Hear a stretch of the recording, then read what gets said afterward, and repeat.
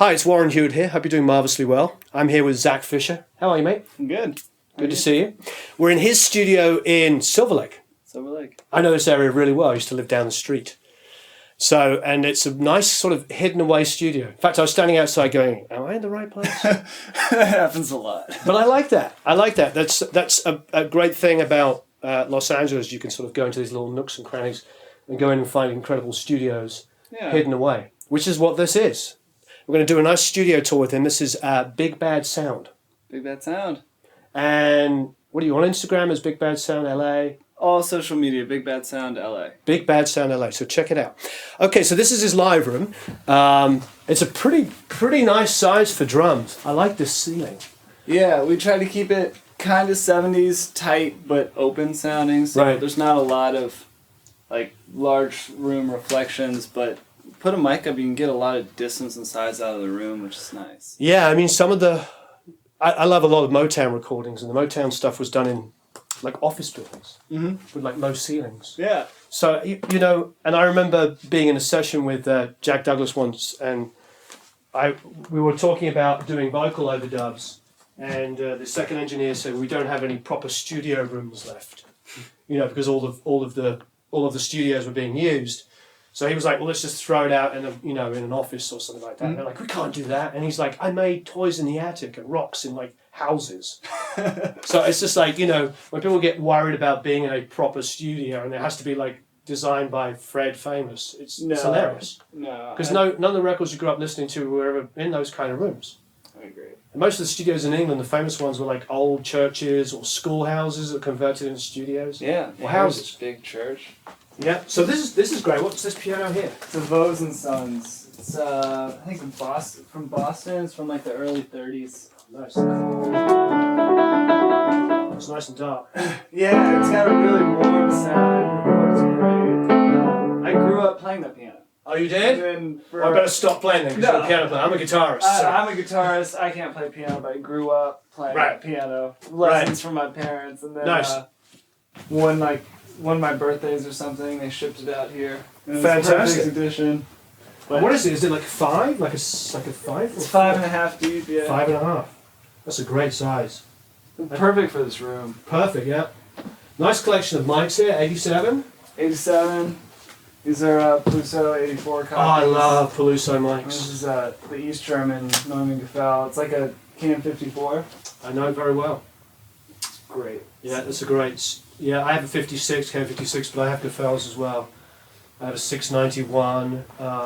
So wait, 582. So that's 582. Yeah, beautiful. Yeah, I have a CM56, but yeah, these are fantastic mics. Beautiful on acoustic guitars. Yeah, and it's like sparkle, which is insane. That's a nice find.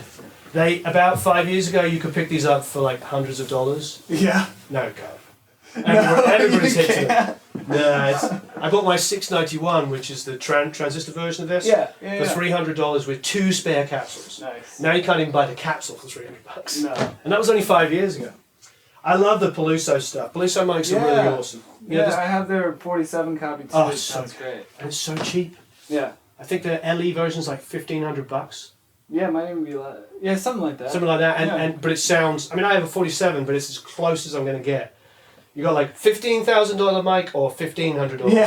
And it's like, yeah, it's that much better, but really, do I have to spend? I know. I think the 84s sound fantastic. I haven't tried these yet. They're great, and they come with like Omni capsules. You can switch them out and all that.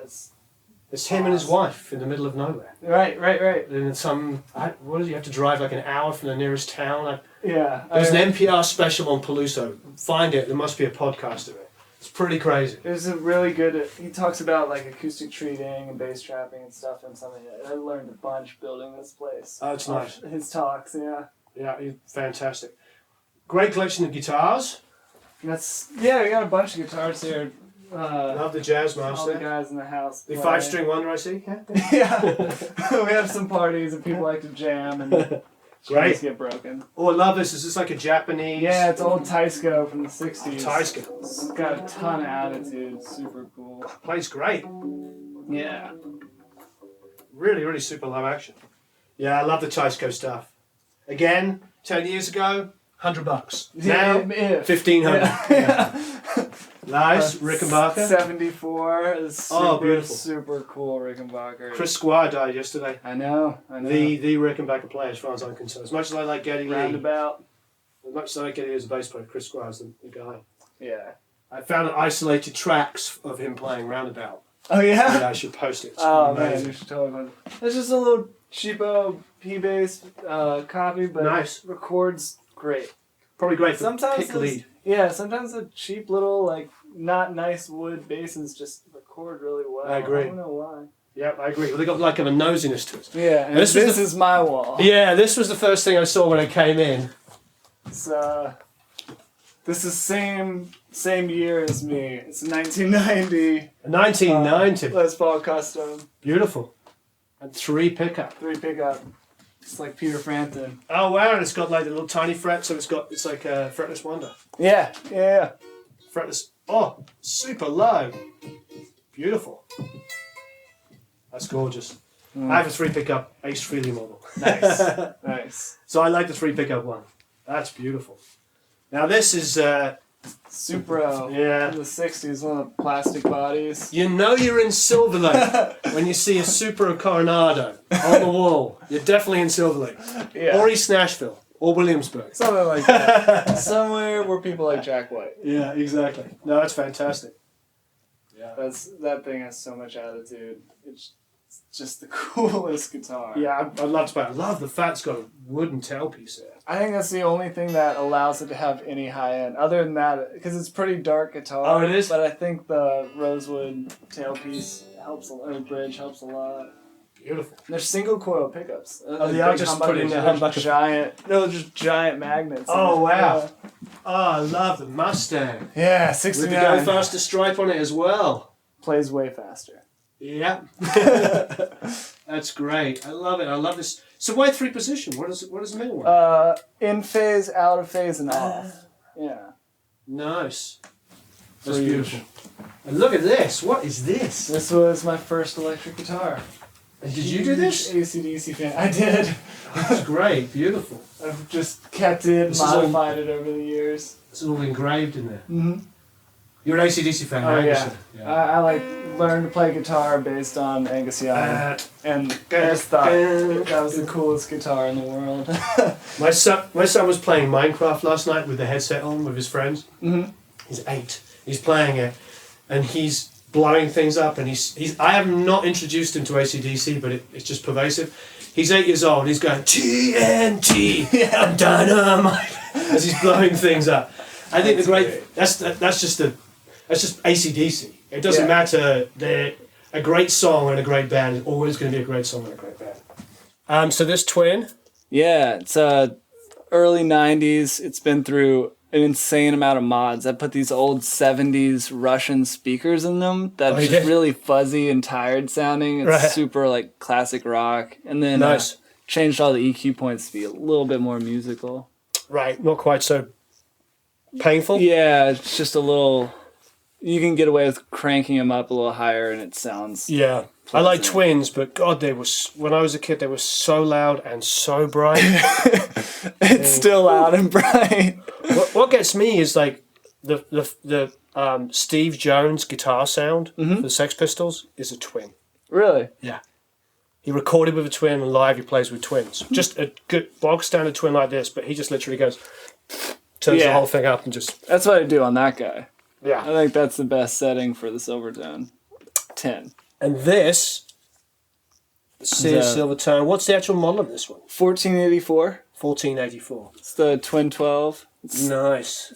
I've heard it referred to as the poor man's plexi. The poor man's plexi. Yeah. And I can hear it. It's got kind of a similar tone, but I don't think there's any other amp that sounds like it. When you hear it in recording, you just know it's that amp. It has this weird, ratty distortion that I can't make any other amp sound like it. It's great. I love the fact it's got standby and operate. Yeah. And it's not even actual standby. It's just a mute switch, so it's kind of funky. So you can still play through it. If I want to do like that dying battery sound, I'll flip it to standby and like play it, but have it on 10. That was always the good thing about the Marshall. When you turned it off, it just kind of goes. Yeah. And you're always like, I want that sound, and then it disappeared. Yeah. That's awesome. Yeah. So is this where you set up drums? You do in the corner? Usually, actually, yeah.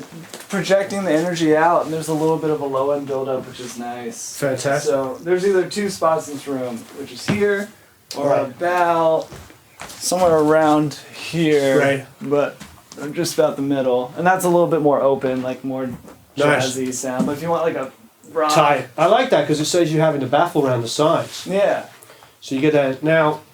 Is this an old Gretsch? No, it's a newer one, but we have it kind of set up like old school. We took the resonant heads off the toms and the kick, and it's got kind of a garagey sound, but it sounds great. I just love it. Is this an 18 or It's 18. It is an 18. Wow. But in the room, it's crazy. It builds up so much. I don't want to blow your ears out too bad, but it's got a lot of... Oh, it's tight. It's tight. And you can add a little sub to it and you're great. I think recording a punchy kick and adding low is way easier than recording a big kick. And you're sitting there pulling out all that 100, yeah. that 100 build up, yeah. I hear you. I just quite often on kicks, I take like a 110 and just stick it out because it's just so much build up. Yeah. It just kills the bass guitar. I think bigger than a 22 is tough. If even worth you need the right room. Sometimes, yeah. Especially in this room, I think 20 and under, right. And then just adding sub. I did a 26, I think, with Kenny Arnoff, but it was in Sunset Sound. It was in a room that Zeppelin Yeah, sure. But we just used the outside head and just get boom. But yeah, in a room like that, this would be silly. No, this is perfect. I love this kit. We got them as concert tops. Yeah. That's great. They're I love a these little little funky hats. right now. I love these little zildjians. Yeah, we buried them and like bent them and got them all kind of ugly sounding. Nice. So they cut through without having those harsh overtones that some of the... Yeah, and you, I'm honestly not a big Sabian fan, except for the AAXs. They're the ones that sound like zildjians. I can hear that. This is great. Look, there's the control room through there. We're going to go in and check out the control room. All right, so here we are in the control room. I've got to start over here because Luke was just pointing these out. Tell me about this. I actually have not seen these yet. So they're the Warm Audio tube EQs. They're Pultec clones with a couple added frequencies up 2, 4, and 8, which is really nice. Yeah. Like snare or some guitar tones, vocals even. They're great. They sound so close to Pultecs. It's unbelievable. I'm assuming a fraction of the cost? A fraction of the cost. Yeah. Yeah. Because I know their 1176 is supposed to be really good. I've heard really good things about it too. But it's Cinemag transformers, tungsol tubes. It's got Cinemag inductor. It's all really high quality components. I guess they just make them in high enough numbers to be able to. How much do they sell them for? $6.99. Wow, which is nothing.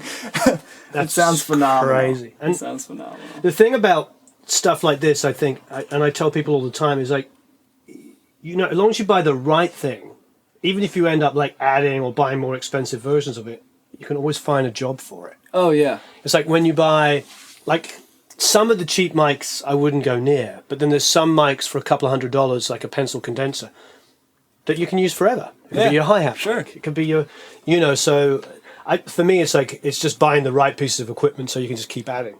Like this, even if you ended up getting like a pair of Pultecs on your master bus or whatever, you'd still use this for a million different things. Yeah, yeah, I mean, it sounds great. Exactly. It might, sometimes a little wrong is very right. Mm-hmm. You know, a little, oh, well, this is cool, but it distorts slightly at this frequency. Like, great. Yeah. Now we know when we're going to use it. Yeah, exactly. That's awesome. And you can bypass the EQ on it, but still run through the transformers and tubes and get tons of color if you don't want the EQ circuit in. Yeah, I have a lot. I have 6 Pultecs, and I put them. I have a pair on my master bass. I have one on kick and one on the snare, and then a pair on piano. Nice. And I just like the same thing. Sometimes I'm not doing too much, but just having them in the circuit's wonderful. What is this? That's the Dizengoff D4. It's made by Matt. His name's Matt. He used to own Blackline Audio, and now his new project is Dizengoff, and it's like a Red 47, like an old Abbey Road. Nice. Clone, and it also sounds phenomenal. What are you using it on?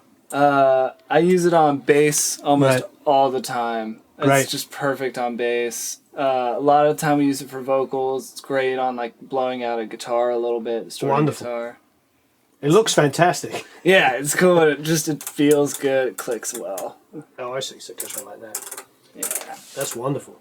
A Lexicon here. And little cheap reverb that has some really great sounds. We do a lot of like low or mid-fi analog recordings. And right. We have some reverbs and things. We're not sending stuff out to the kitchen to be remiked. Nice. Yeah. That's great. Utilize the whole building. That's fantastic. For sure. And then the DBX Project 1. Yeah, this got modded by Revive Audio. They put transformer in and out and updated the VCAs on it, and it's cool. It's really snappy. Sounds really good. What are you using this on? Drum bus sometimes. It works pretty good on bass. I'm usually over on the XTs. Right. These are good auxiliary nice compressors to throw anything on. They just work. And the Dynamites. Wow, that's the awesome. Craziest sounding, strangest compressors. I got them just because I thought they were cool, and it turns out they're super useful. What are you using them on? A lot of times I'll use them as gates for the drums, but they sound really good on snare, or blowing out a drum room. Nice. Yeah, I remember these weird parallel compression. I remember them. They're rite of passage. You sort of have to have a pair of these. It's hard to get them to sound transparent good, but it's easy to get them funky and cool. Screwed up is what they're really good at. Yeah. And then a nice collection. I don't know this. What's the Overstayer? Overstayer is a local company. They make a ton of gear. This is their VCA compressor. It's an older one. Looks like a Trident stuff. It looks kind of like Trident. It's basically like a G series bus compressor copy, but it has this behavior knob which like makes drastic changes to the envelope and has this crazy pumping and has a parallel dry wet and a 2-band EQ. I love this. Yeah. I'm glad that people are starting to put these in. Oh, that was something I always wanted. It's so nice. So you can screw everything up and then go, how much screwed up do I want? Yeah, exactly. It's perfect for that. And then you got different collection of 1073s here. Obviously the Vintech ones. What's for you between the Vintech and the Neve? What's the difference? I think people ask me that a lot. I think the Vintechs have a not better, but maybe a brighter top end, something that I might do in a mix. But the Neves have more like 3-dimensional detail. Right. So I like if I'm miking the hammers of the piano, I would use the Vintechs. But if I'm miking like maybe the soundboard or the room, I would use the Neves. Something kind of like that. No, that's cool. I was at Steve Vai's studio last week, and they had a pair of these. I haven't yet used them. Yeah, it's awesome. Snare, it's perfect on snare, and guitar. Great on vocals. A lot of hip hop vocals with the steel setting just sounds so good. And then I don't know the Empirical Labs. It's just a de-esser. I see. We've been doing a lot of tape recordings. So it's a DerrEsser. Works same. It's nice if you have too much string noise from a bass or acoustic guitar, it can take it out. It goes away completely. It sounds great. Now I've met this guy. He lent us a 670 clone. Oh yeah, I heard those are great. Yeah, they're really really cool. I used it on a mix on a Joe Perry song. It was really really nice. Really, the thing about his stuff I like is it contains the top end. It doesn't make it dull. It just makes it sound less aggressively bright. So it's, yeah, and you can get away with hitting it pretty hard. The LA2A clone, you can get away with hitting really hard. Like I've been tracking and thinking everything sounds good and looked over, it's like 10 dB compression. I'm like, sounds good, whatever. Well, you know what? When I was a kid and just at the tail end of when everybody was using tape, there was a lot of compression going on. Yeah. I mean, you'd look over and there'd be VU meters just kind of going bang like this. So anybody that gets a little too, trust me, we always did that. And I'm sure if you took a 24-inch, a 2-inch 24 track now and dumped into Pro Tools, there'd probably be a lot of this. Oh yeah, for sure. So I know a lot of older guys are very critical of the way we record in Pro Tools, but I was there when we were making those records in bands. I slammed the tape machine. The Atari. It's the red lights are on like the whole time. I think it sounds. It was always done like that. So anybody that says and I'm always afraid of the people who know how to do things. Right. I mean, I don't. I've been doing this a long time. I still have no clue. I do know that I like learning and I like trying out different ideas, but I certainly am no expert. Now, I see you have one of these. I love this. I'm a big fan. Big fan. Actually, I think you inspired me to get one. Well, wonderful. It's amazing on guitars. Perfect. Insane. It takes an electric guitar sound that's kind of good and makes it absolutely amazing. It sounds like a guitar amp is recording a guitar amp. I don't know. You know, it's that's just, a nice analogy. Sounds like kind of like. We could put that as a quote in a Chiron. A guitar amp is recording a guitar amp. How much did this cost you? It's like $400 or something. It was nothing. I don't know how you found that. I can't find any since I got mine. I'm always hunting. I like living on eBay. Yeah, and Craigslist just all the time. Craigslist is a secret. Yeah, if you can keep up on it. Yeah. And who made this clone of the Blue Stripe? My roommate and I made these clones. Nice. Yeah, their Hairball audio clones sound fantastic. I'm sure they do. I need to get more 1176s, and I thought about using the clones. I thought about using the warm audio ones. Yeah, I heard the warm ones are great, and you don't have to build them, which is nice.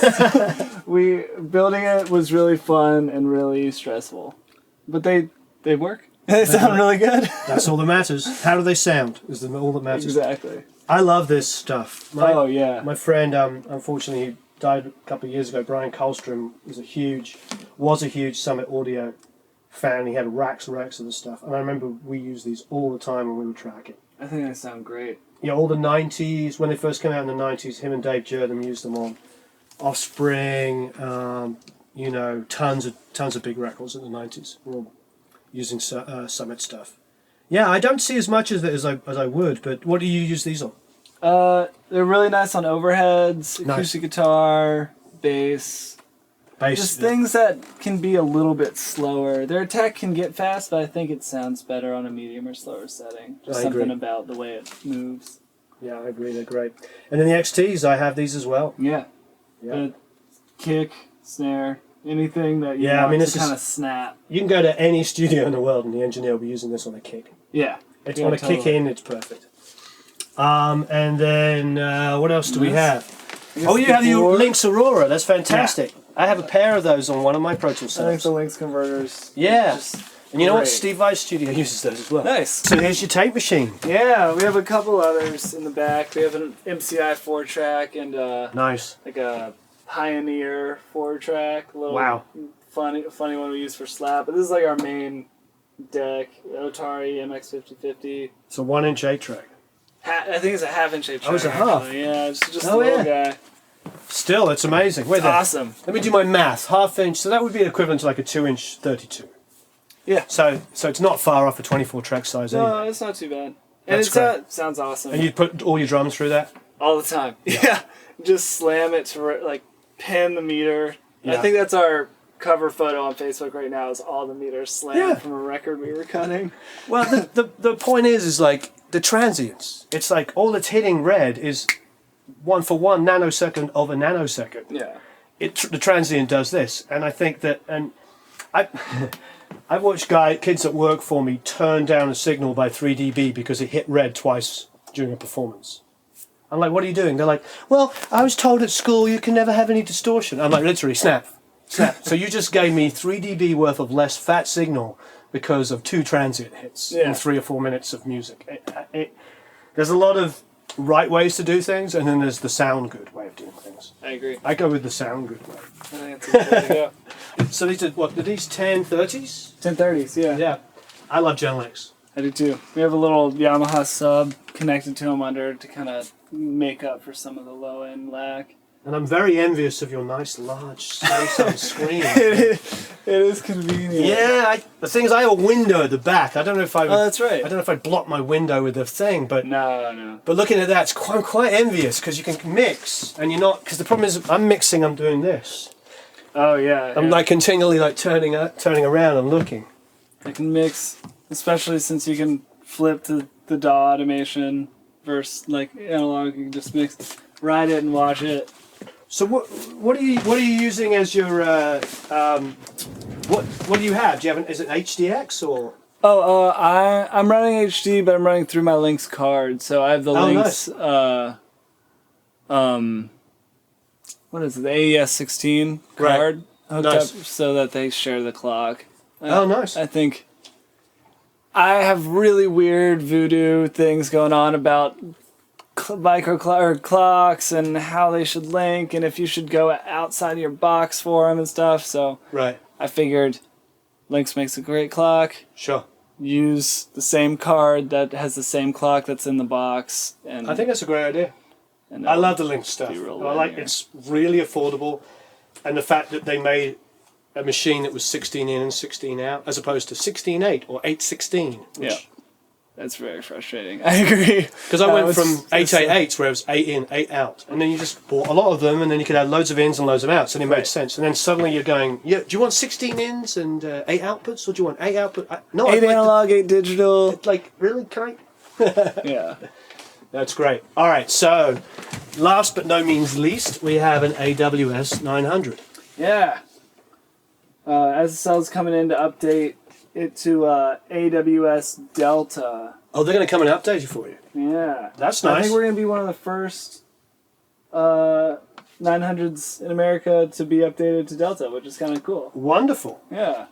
So what's it going to do? Do you already know? Or there's a lot smoother control between Pro Tools and the board, and then you have a plugin where any automation you write in the Pro Tools domain, including pan and all sorts of stuff, can be put out onto the analog domain. So maybe you can like write a mix in Pro Tools, but let's say you can have the SSL sound.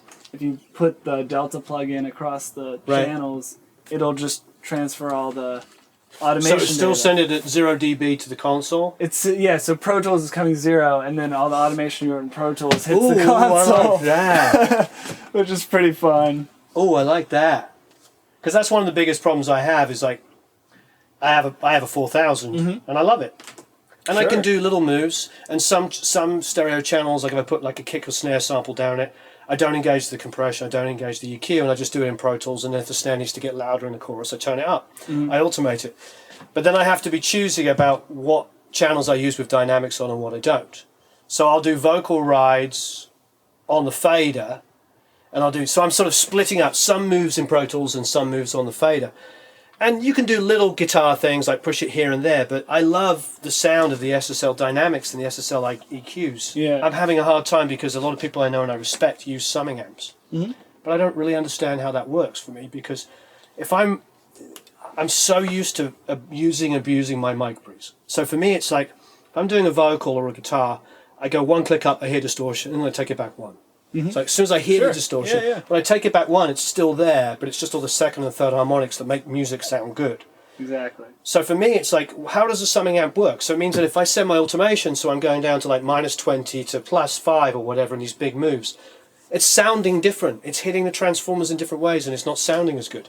To me, the way to do it is to do what you're just describing, which is to hit the console at the same level the whole time, and do all the fader moves. Yeah. Because when you turn down, going into transformer, what you're really doing is making it not sound as good. You're changing the EQ. Everything changes. Yeah. And that's nice. Yeah, SSL's supposed to be a very clean and open, transparent console. I think when you start to push it, you get some bite. So do I. You definitely get a character to it. So coming into the board a little bit hot and riding the faders into this the is cool. bus. I'm impressed that you have good analog equipment. You have a nice live room. You're in tape, but you're not afraid to use an SSL. Oh yeah, yeah. It's like you're using. To me, that's good taste. That's taking a piece of everything. Appreciate that. You know where I'm going, because like some people are so caught up in vintage mintage. Yeah. That they ignore the fact that some things are actually better. Like for me, having an SSL console where it's relatively neutral. So it allows you to actually mix really well recorded stuff. Sure. As opposed, because like I love Neve like everybody, but it was always a pain in the ass to record on a Neve and then mix on a Neve. Because it would come through, you get all those transformers, you get all these low mids, and then you come back on the console and it suddenly gets all stodgy, and you're doing so much EQ. Where a console like this, you can record it with the tube mics that you've got out there, with some vintage equipment, with some 1073s, and then do less work on here because you recorded it well. Oh yeah, I think pretty much. I don't have a lot of outboard EQs besides maybe the Altec stuff. Right. I think the G series Engage just sounds so, because it switched between G and E series on here. Nice. And then G series, maybe boost in G and cut in E because E's a little sharper. Right. And sounds perfect. Great. Like, and I like hearing what my equipment does. Yeah, no, it's Like fantastic. this allows me to hear that. Great. Yeah, And no, I that's think wonderful. so nice. All right, thanks for showing us around. This is fantastic. Yeah, I really thank you. appreciate it. Yeah, thanks for stopping by. As ever, please go to producelikeapro.com and sign up for the email list, subscribe, and thanks for watching.